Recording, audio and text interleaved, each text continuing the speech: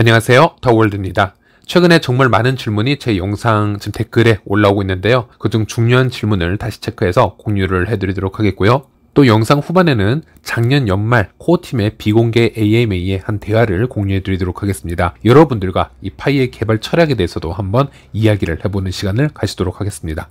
첫 번째 이 질문을 보시면요. 다운님, 비밀 구절에 문제는 없는지 계속 건의를 드렸는데 자세히 알고 싶습니다. 알면 안다, 모르면 모른다, 아니면 문제가 없다, 문제의 여지가 있다 등등 의견 좀 주시길 바라겠습니다. 제가 계속 질문을 하고 있는데 답이 없다라고 말씀을 주셨고요. 제가 죄송하게도 너무 많은 댓글들이 있기 때문에 일일이 지금 다 댓글을 달아드리지 못해서 이번에는 영상으로 다시 요약을 해서 설명을 해드리도록 하겠습니다. 사실 지난 수많은 영상들을 통해서 여러 번 설명을 드렸지만 못 보신 분들을 위해서, 그리고 서치가 힘드신 분들을 위해서 그 영상들의 핵심을 모아서 짧게 요약을 해드리도록 하겠습니다. 이 파이 네트워크의 지갑은 BIP39 스탠다드를 사용하고 있는 비수탁형 지갑이고요. 이 암호학적 보안은 매우 훌륭하다고 볼 수 있습니다. 니콜라스의 영상을 잠시 공유를 해드리자면 your KYC and your balance is migrated from the app into the blockchain. The actual blockchain, we use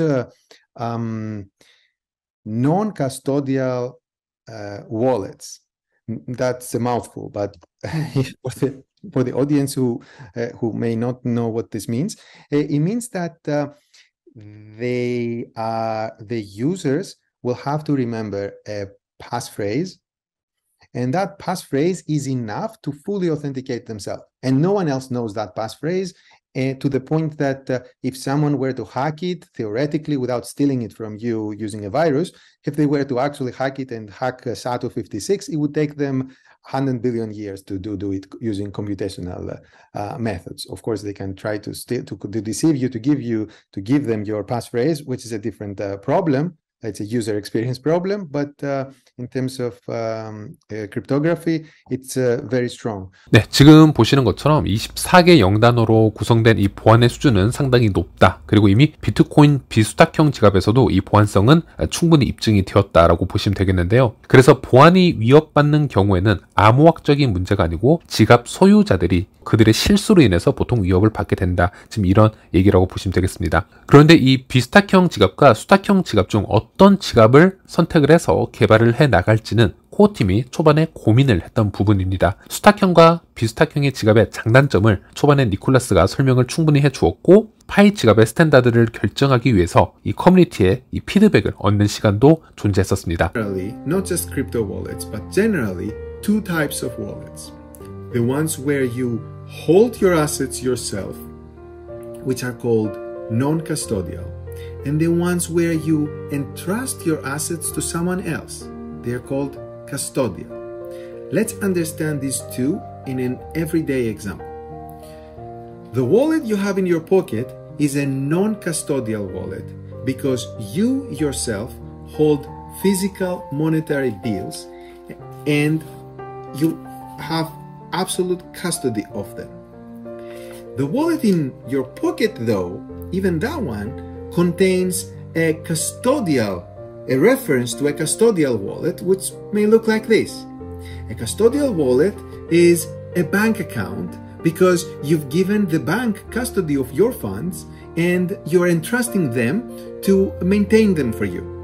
Now, that's why banks try to be very secure and avoid their servers getting hacked, because you could potentially lose funds if someone hacks their servers. Or if a bank closes down, you could also potentially lose funds. Another example of a custodial wallet is when you put your money into a cryptocurrency exchange. And the way that it works is that, at least for centralized ones, you give them custody of your funds and then they help you make transactions inside. Now, if the exchange gets hacked, you may lose assets, which is something that has happened in the past.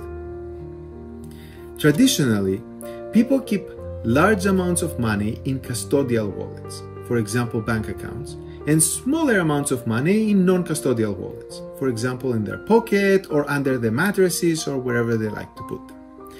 That's because there was, until the cryptocurrencies came along, no other option. So it was hard for someone to maintain a large amount of money in a non-custodial way, because they would have to hide chunks of bills in their homes. Now, with cryptocurrencies, it's the first time in the history of humanity where a single individual can hold a large amount of money by themselves without giving custody of their funds to any intermediaries. And here's how it works.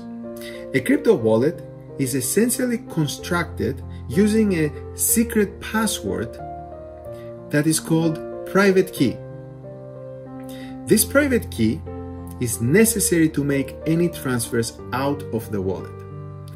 Therefore, if a user keeps their private key to themselves, no one else can touch their assets. This has one drawback though. If the user forgets their private key, there is no way for them to access their assets anymore. There is no bank customer support line that they can call to ask for a password reset, or there's no branch to go and visit with 2 forms of ID and prove that they should have access to those assets. So, the question we have for you right now is, what kind of wallet do you want the core team to build for receiving your Pi when we go to mainnet? Your feedback will help us design a wallet that fits the needs of most pioneers.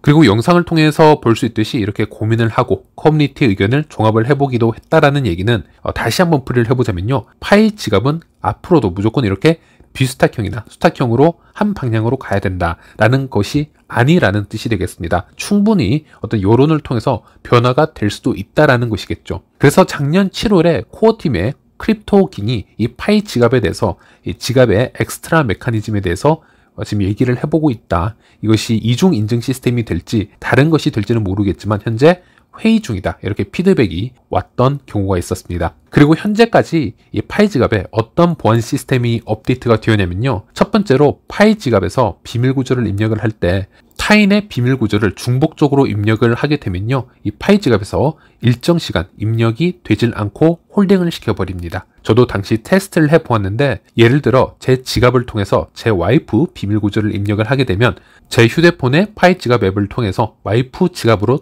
접속을 할 수 있었습니다.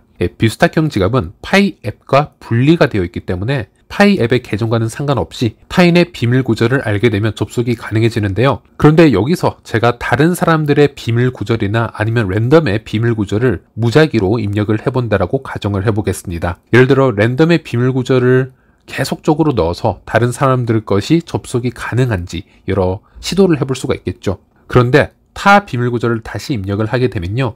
이 파이 지갑이 입력을 허용하지 않고 일정 시간 동안 이것을 막아버린다라는 것이 되겠죠. 저도 이 파이 지갑이 이런 경우에 어느 정도의 시간을 홀딩을 하는지는 잘 모르겠습니다. 몇 시간이 될 수도 있고 하루가 될 수도 있겠죠. BIP39 지갑을 해킹하기 위해서는 슈퍼컴퓨터로도 푸는 게 거의 불가능하다. 이렇게 지금 여겨지고 있는데 이 비밀 구조를 입력하는 주기조차 이렇게 긴 텀을 만들어 버린다면요. 단 몇 개의 비밀 구조를 입력을 시도해 본다 하더라도 아주 오랜 시간이 걸리기 때문에 이 보안 수준이 더 상승하는 거라고 보시면 되겠습니다. 그런 업데이트가 있는 것을 발견하였고 또 이 당시는 제가 제 커뮤니티에서 이런 업데이트가 있다라는 보고를 받고 직접 체험을 해보고 영상을 공유를 해드렸었습니다. 현재는 지금 업데이트가 어떻게 되어 있는지 모르겠는데 사실 이건 리스크가 있는 부분이라서 다시 시도를 해보기는 좀 그렇고요. 혹시나 여러분들도 또 다른 추가 업데이트를 알고 있는 분들은 댓글을 통해서 공유해 주시길 바라겠습니다. 그리고 또 하나는 파이 앱에 접속을 하셔서 파이챔로가 같은 이런 앱에 접속을 해서 결제를 시도를 할 때에는 파이 앱의 체크리스트에 등록된 지갑 주소와 파이 지갑의 주소가 일치하지 않으면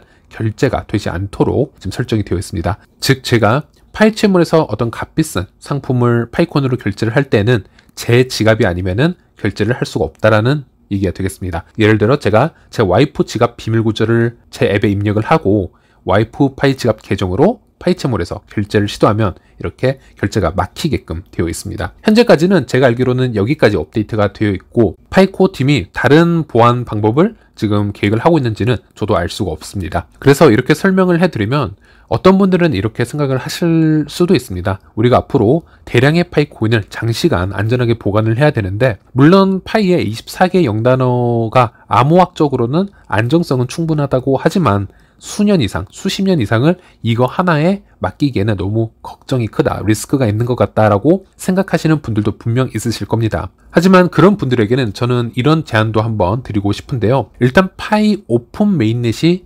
열린다라는 것은 파이가 앞으로 퍼블릭 블록체인으로 전환이 된다라는 것이고, 이것은 파이의 블록체인과 연결되어 작동할 다른 지갑들도 생성될 수 있다라는 얘기가 되겠습니다. 우리가 비트코인이나 이더리움이나 심지어 이 스텔라 루멘, XLM을 이야기할 때도 단 한 종류의 지갑에서 이 코인들이 이동을 하는 것이 아닙니다. 여러 가지 지갑에서 생태계 활동이 일어나는데요. 예를 들어 스텔라 루멘, XL만 보더라도 지금 보시는 것처럼 XLM이 수많은 지갑들과 호환이 되어서 서로 상호작용을 할 수 있는 것을 확인할 수 있습니다. 그럼 파이는 앞으로 어떻게 될까요? 한번 니콜라스의 이 스피치를 들어보도록 하겠습니다. Can I use other wallets? Yes. Pi testnet and mainnet is and will be a public blockchain. Thus, any wallet compatible with a blockchain of Pi can work. Pi is fully accessible not only in your Pi wallet, but also in any other compatible wallet. However, the official Pi wallet is where you will get your mainnet Pi when we launch. You can afterwards transfer it to other wallets if you want. 네, 니콜라스 또한 미래에는 파이코인이 여러 호환 가능한 지갑으로 이동이 가능할 수 있다, 이렇게 얘기를 하고 있습니다. 그리고 현재 존재하는 파이 지갑은 우리가 QIC를 받고 1인 1계정을 확인한 후 우리가 채굴했던 파일을 마이그레이션 받을 수 있는 용도로 사용이 가능하다, 이렇게 얘기를 하고 있습니다. 물론 이 계획이 앞으로 어떻게 바뀔지는 모르겠지만 현재까지의 업데이트는 이러하고요. 그러면 우리가 이 설명들을 통해서 여러 가지를 추측을 해볼 수가 있습니다. 예를 들어서 우리가 1000파이나 10,000파이나 10만 파이를 장기적으로 보유를 할 때 이것을 단 하나의 지갑에만 넣어놓고 너무 불안해하시지 마시고 여러 지갑으로 분산 저장을 할 수 있다는 얘기가 되겠습니다. 하나의 예를 들어보겠습니다. 여러분이 현재 10,000개의 파이코인을 보유하고 있습니다. 그리고 이것을 장기간 안전하게 보관도 하고 사용도 어느 정도 해보도록 그렇게 관리를 하고 싶을 텐데요. 일단 미래는 콜드 월렛이라는 것을 사용할 수 있을 겁니다. 이 콜드 월렛이라는 것은 이렇게 보이는 것처럼 하드 장치를 얘기하는데요. 여기도 미래는 업데이트가 되어서 파이코인이 이 안으로 저장이 될 수 있겠죠. 이 콜드 월렛으로 파이코인 5,000개를 보내어서 저장을 하시게 되면요, 이 5,000개는 온라인과 끊어진 상태로 장기간 오프라인에서 안전하게 보관이 가능해질 수 있습니다. 비밀 구조를 누가 탈취한다라고 해도 이 파이코인은요, 오프라인에 저장이 되어 있기 때문에 여러분이 직접 이 콜드 월렛을 온라인 장치와 연결하지 않는 이상 여러분의 파이코인을 훔쳐갈 수가 없습니다. 이렇게 매우 안전한 방법이 있고, 또 이 중에서 남아있는 5,000개의 파이코인 중 예를 들어서 3,000개는 파이코인과 호환이 될 수 있는 다른 핫 월렛에 보관을 해두셔도 될 것 같습니다. 여기서 핫 월렛이라는 것은 콜드 월렛과 반대의 개념인데요. 우리가 지금 사용하고 있는 이 파이 지갑, 비슷한형 지갑인데 항상 온라인에 연결이 되어 있는 지갑을 얘기를 합니다. 파이 지갑도 핫 월렛이고 이더리움 기반의 메타마스크도 핫 월렛이라고 보시면 됩니다. 보안성은 콜드 월렛보다 좀 떨어질 수는 있지만 그래도 언제든 지갑과 지갑 간에 전송을 하기에 매우 편리한 구조를 가지고 있습니다. 중요한 거는 이런 핫 월렛 여러 개 분산을 시켜 놓으시고 비밀 구절이나 비밀키를 잘 보관해 놓으시면 좀 더 분산 저장이 될 수 있다는 것이죠. 그리고 그 10,000개 중에 이제 2,000개가 남아있을 텐데요.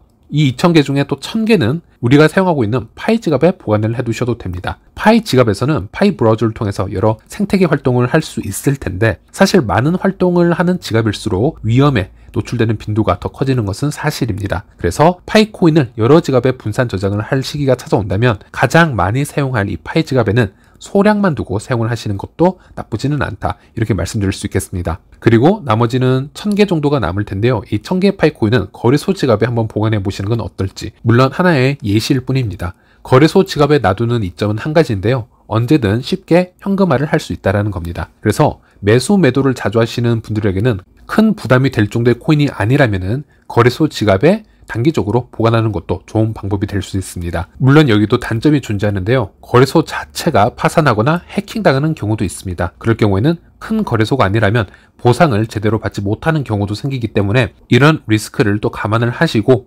저장을 하셔야 될 것 같습니다. 근데 이런 방식들이 앞으로 가능해진다면 오픈 메인넷으로 전환이 되고 수많은 다른 지갑들이 파이 블록체인과 서로 상호작용을 할 수 있게 되었을 때는 좀 여러분들이 분산 저장을 해서 부담을 좀 덜 할 수 있겠습니다. 하지만 모든 일에는 예측하지 못했던 방향으로 또 흘러가는 경우도 있습니다. 우리가 폐쇄형 메인넷이라는 기간을 만났을 때도 우리 누구도 이것을 예측할 수 없었고 매우 급작스러운 조치였었는데요. 만약 중앙화의 생태계가 잠시 동안 더 지속이 되고 파이코인이 다른 지갑들과 호환이 불가능한 상태라고 한다면 일단 이 24개의 0단어의 보관에 가장 큰 초점을 맞춰야겠습니다. 일단 저 같은 경우는 여러분들이 온라인에서 비밀구절 저장하는 것을 추천해 드리지 않습니다. 물론 이 중에서도 컴퓨터를 매우 잘 다루시는 분들은 암호화를 잘 걸게 되고 그 안에서 나름대로의 방법을 연구하시지만 해커들은 일반적인 PC나 휴대폰 사용자들 이 행동 패턴을 집요하게 추적을 해서 비밀키나 비밀구절을 해킹을 하게 됩니다. 우리들이 복사를 하는 곳, 캡처를 해두었던 곳, 이미지로 저장을 해두었던 곳, 아니면 비밀구절을 복사하기 위해서 카피를 하고 붙여넣는 순간까지 노리는 부분에서 해킹이 들어올 수 있기 때문에 조금 더 불편하더라도 오프라인에서 비밀구절을 보관을 하고 금고라든지 매우 안전한 곳에 여러 곳에 분산 저장을 해 놓으시는 것을 추천드립니다. 어차피 휴대폰 기기를 따로 교체하시는 게 아니라면 이 비밀구절 자체는 몇 번 사용하지 않으시고요. 대부분 생체 인식으로 지갑이 오픈이 가능해지기 때문에 비밀구절은 오프라인 어딘가에 깊게 숨어 있다 하더라도 큰 불편함이 없을 겁니다. 그리고 현재 비밀구절을 탈취해가고 파이코인을 훔쳐가는 지갑들이 상당히 많이 존재합니다. 여러 스캠 사이트가 많은데요. 현재 보시는 것처럼 정말 달콤한 프로모션 광고들이 보입니다. 다 스캠이라고 보시면 되겠는데 예를 들어서 파이 에어드랍을 주고 있으니 빨리 접속을 해라. 들어와서 당신의 지갑을 여기 연결을 하고 당신의 비밀구절을 여기 입력을 해라. 그러면 지갑 연결을 할 수 있다. 그리고 파이코인을 받아가라. 이렇게 스캠 사이트가 있는데 이런 식으로 여러분의 파이코인을 해킹해 가는 경우가 상당히 많습니다. 많은 분들이 여기에 지금 당하고 있고 파이코인을 잃어가고 있습니다. 그래서 이런 곳에는 절대 접속을 하면 안 되겠고요. 그리고 현재가 좀 위험한 타이밍일 수도 있는데요. 파이 지갑이 주소 마이그레이션을 진행을 하고 있습니다.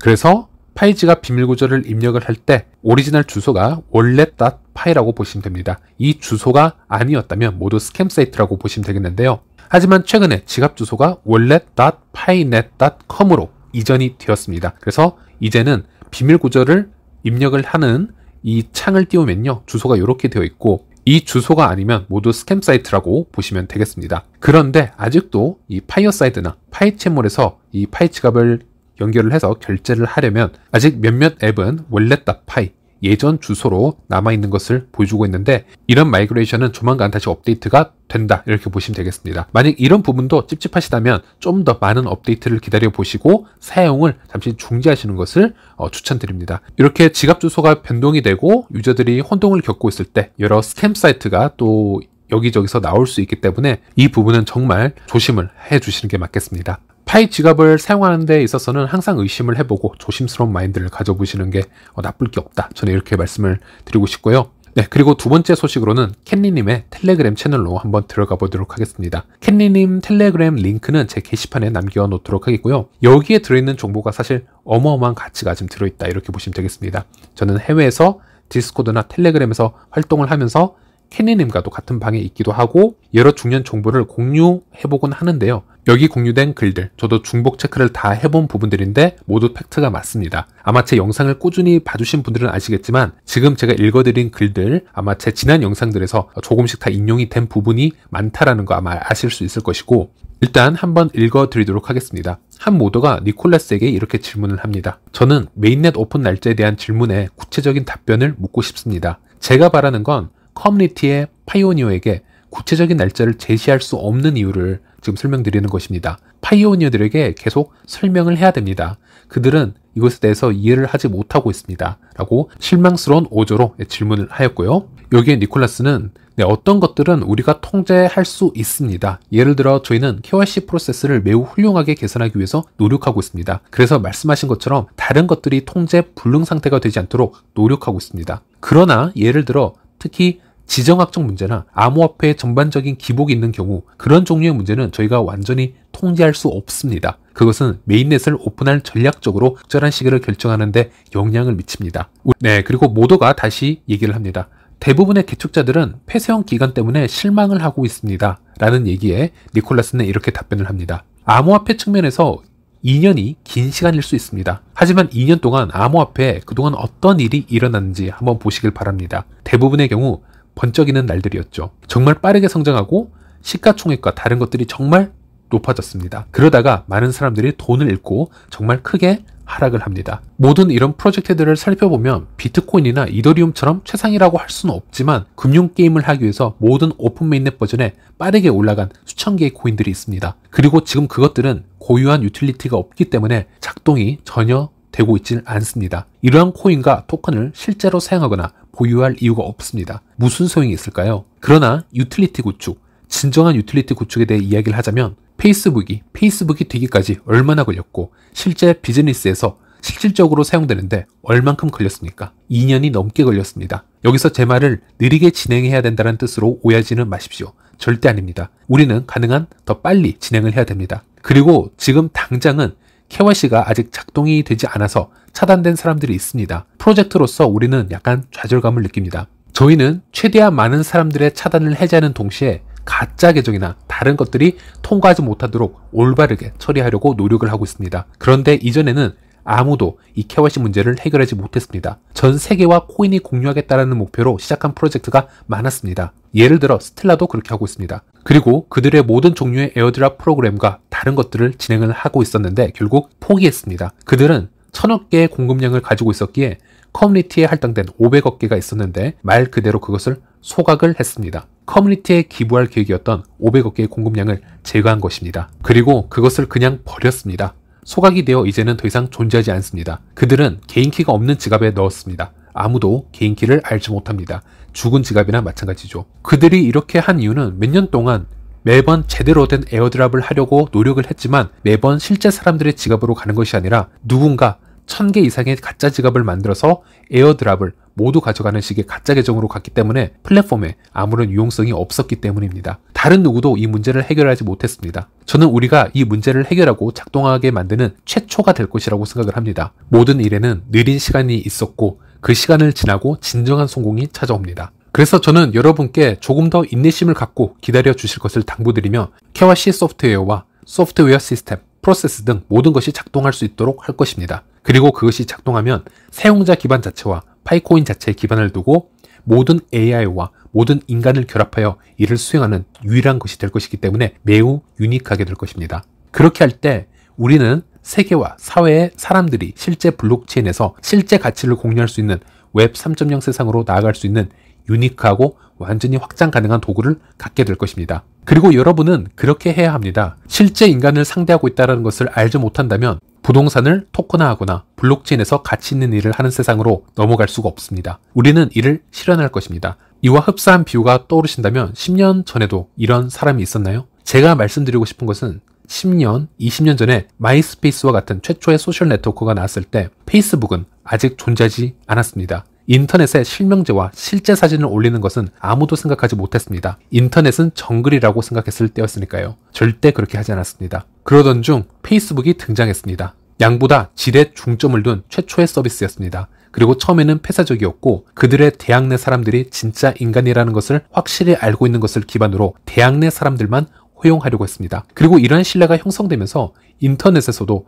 진정한 정체성을 가질 수 있다고 사람들의 인식이 바뀌었습니다. 그리고 이는 지난 10년 동안 우리가 목격했던 많은 혁신에 영감을 주었습니다. 이제 인스타그램에서 사람들의 자신의 실제 사진을 게시할 수 있고 틱톡에서 사람들이 자신 실제 동영상을 게시할 수 있습니다. 진짜 사람을 볼 수 있습니다. 가짜 계정과는 다릅니다. 블록체인 웹 3.0에서도 같은 일이 일어나고 있습니다. 첫 번째 버전에서는 인용하지 않아도 알 수 있듯이 사기가 많이 발생했었습니다. 토큰을 펌핑하고 토큰을 변경해서 판매하려는 NFT 프로젝트가 많았습니다. 그리고 많은 일들이 일어났고 블록체인 세계에 대한 불신도 커졌습니다. 하지만 초창기 인터넷이 그랬던 것처럼 블록체인은 매우 가치 있는 기술입니다. 웹 3.0은 사람들이 블록체인을 올바르게 사용하기 시작하고 이해하기 시작하면 블록체인이 없는 세상으로 다시는 돌아갈 수 없을 겁니다. 우리 모두는 그 사실을 알고 있습니다. 문제는 어떻게 하면 대중이 그렇게 하도록 할 수 있을까요? 대중은 자신이 사용하는 시스템을 신뢰할 수 있어야 합니다.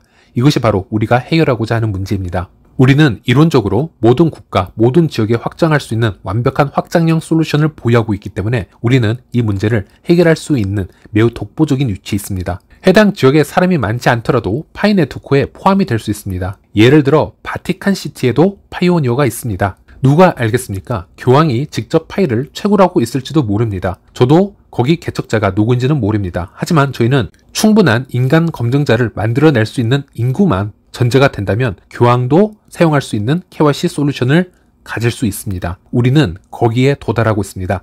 점점 가까워지고 있습니다. 거의 다 와가고 있습니다.